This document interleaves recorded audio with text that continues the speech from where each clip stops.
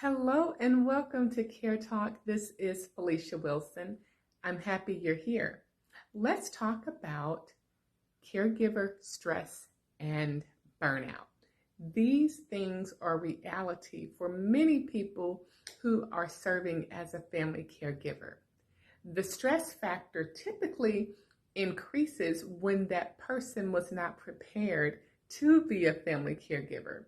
You know, they were going about their life, their daily routine, and then all of a sudden something happened that changed how they lived their life as well as how their loved one lived their life. So let's talk about what stress looks like for a family caregiver. It's just really the feeling of being constantly overwhelmed. You can't get the balance, right? The balancing act is always lopsided, and you're constantly in this continuous pattern of movement, and you don't feel like you can handle it. It's just stress. Now, burnout happens when an individual has been stressed for a chronically long period of time. Typically, a family caregiver becomes emotionally exhausted, even though they love their loved one and they want what's best for them. They're emotionally exhausted, kind of like I tap out, I'm done, I don't have it, can't give it, I don't even know where it went because I really want to, but I simply just can't.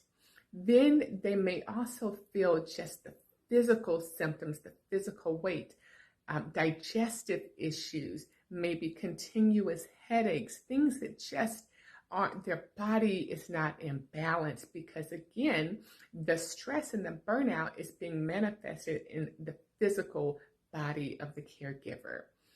These symptoms, as one edges closer and closer to burnout, can cause the person to feel very perplexed because it's not that they don't want to, it's not that they don't think that this is the right thing to do.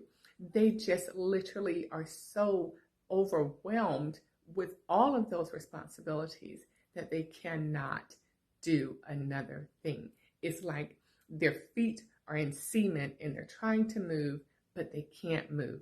If this is you, please, please, if you have insurance, call your insurance provider and find someone that you can talk to. Find a therapist. Find a friend that you can vent, a trusted friend who will keep you safe and safe and be a safe spot for all of those things that you need to get off of your chest. And I'm going to give you another tip.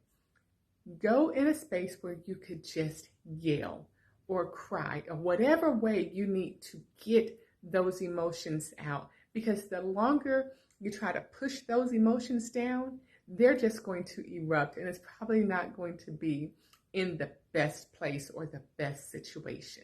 It's important that you deal with your stress and make sure that you're monitoring it and taking care of yourself.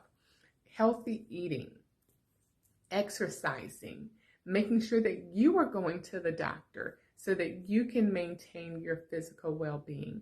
We've all heard the saying, you cannot pour from an empty cup. That is so true. If you have poured everything out, you need to go and get filled some kind of way. Maybe you need to find your support system. If you don't have a natural one, create one.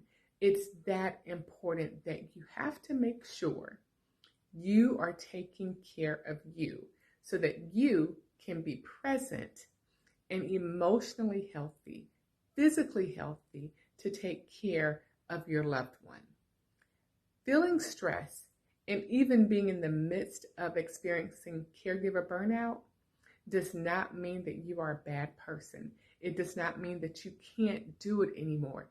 What it most likely means is that you cannot continue what you've been doing the way you've been doing it if you want to have longevity in this process.